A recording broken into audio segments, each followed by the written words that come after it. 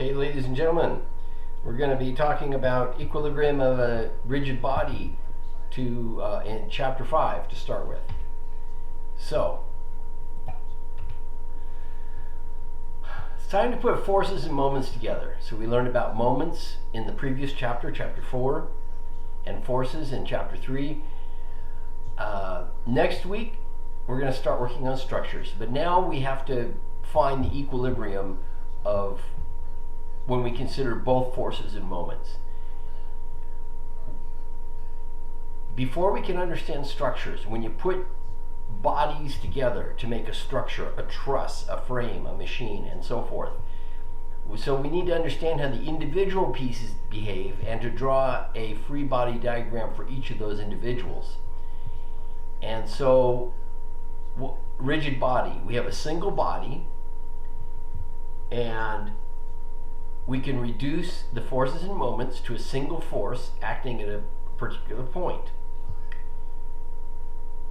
There are internal forces, but they act in equal and opposite collinear pairs. So point O is being pulled on by external force F1, and point S is being exerted upon by point O with an equal and opposite internal force. So all the internal forces sum up to 0. And all the internal moments sum up to 0.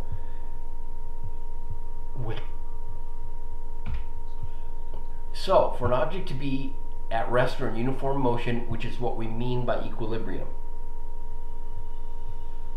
both in translation and rotation, both the forces and moments must be 0 simultaneously at the same time. Many engineering problems can be reduced to 2 dimensions, but some of them you got to use 3 dimensions. And free body diagrams are very important to understand, which we'll get into next. So free body diagram is looking at a body and saying what forces act on this body. Well, in this case, weight is pulling it down, the tension, a force acting on each of 2 wheels. The second wheel isn't shown.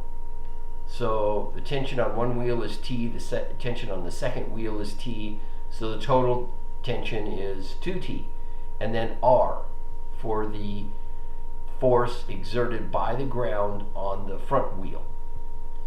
So we need to consider just those forces, also moments acting on the body.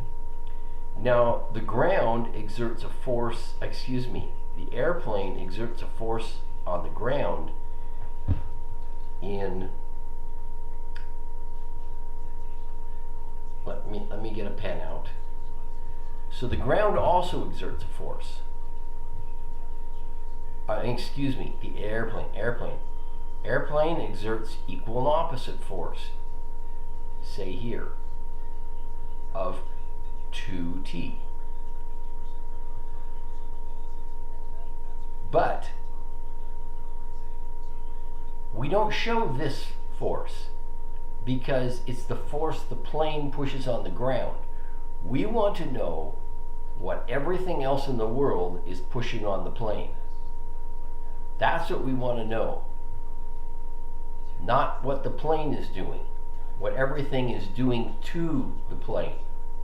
That's a key point. It's easy to get mixed up if you forget this. And then you get your force directions mixed up. Next step in a free body diagram, draw an outline. It doesn't have to be precise. It can be a stick figure. Show all forces in couples, couple moments. Assign a variable to each quantity, and that sounds a lot like our solve method. Sketch, organize your knowns and unknowns, list the appropriate equations, and then use your math to vary them and evaluate at the very end. Now, let's talk about static indeterminacy.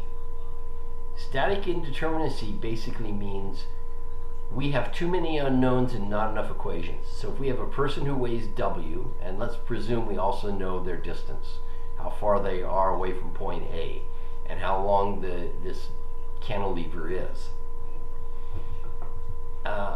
This problem can't be solved. We have a fixed support, so we could have moments, and I'll draw a counterclockwise moment here, and we could have an upward force acting on the beam and a horizontal force acting on a beam, and this is also an unknown.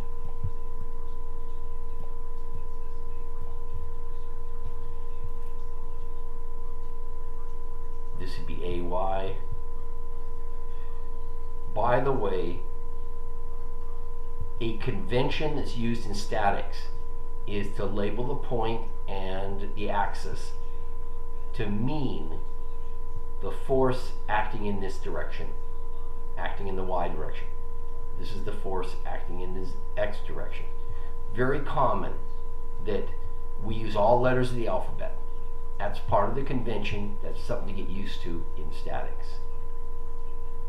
In some ways I don't like it. I'd rather do force at point A in the X direction. I'd rather use symbols like this because it reminds me, it tells me it's a force. But this is used so much and so often everywhere that I'll lapse into it. Okay, I have 4 unknowns, 3 possible equations, 2 force equations, 1 force equation in the X direction, 1 force equation in the Y direction, and 1 moment equation. I only have 3 equations, but I have 4 unknowns. This unknown, this unknown, this unknown, and this unknown. I can't solve the problem. Force may be 0, and AY may be the weight of the person. Force may be the total weight of the person, and AY is 0. We just don't know. So, we make approximations, we make design decisions, and next we have to talk about connections. Those simplify our approximations. They give us the approximations we need to resolve this static indeterminacy.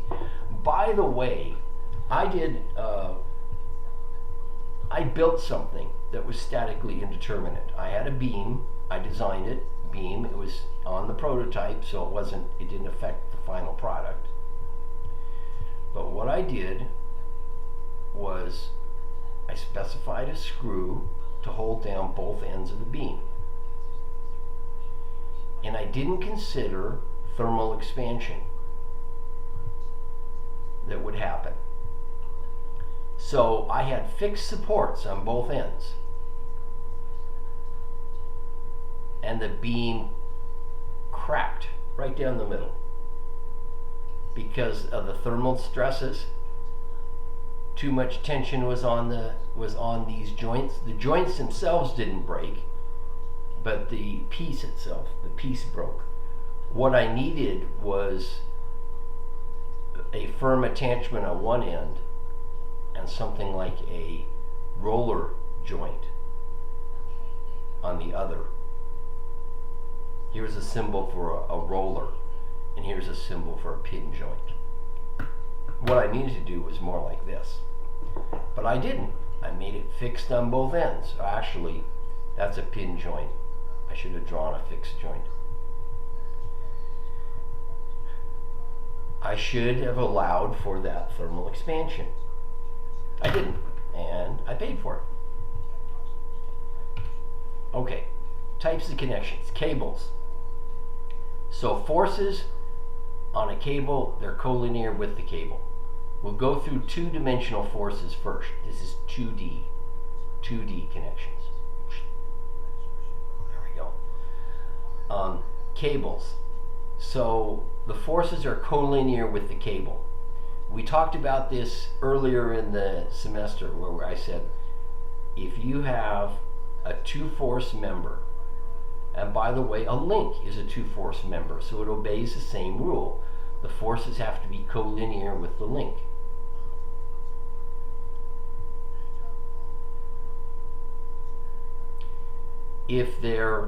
Of course, if the forces aren't equal and opposite, the object will translate.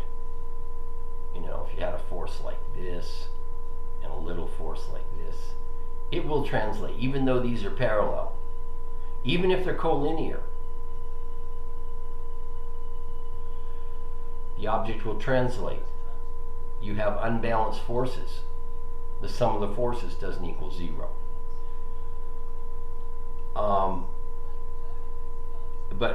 But they must be collinear, because if you have this situation here, and let's make the forces equal.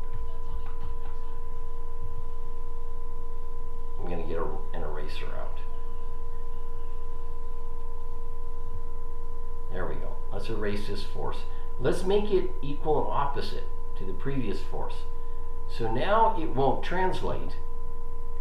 So I'll put a little force. The two forces are parallel. Make the two forces parallel to each other, and equal to each other, and opposite to each other. So there's no translation, but guess what? There's a moment, right? You have a force perpendicular to one end or both ends. It'll rotate. It'll start spinning around. So it's not in equilibrium. Collinearity is a necessary condition, both in links and in cables. I'm going to stop the video here. We'll pick up everything else with the next video.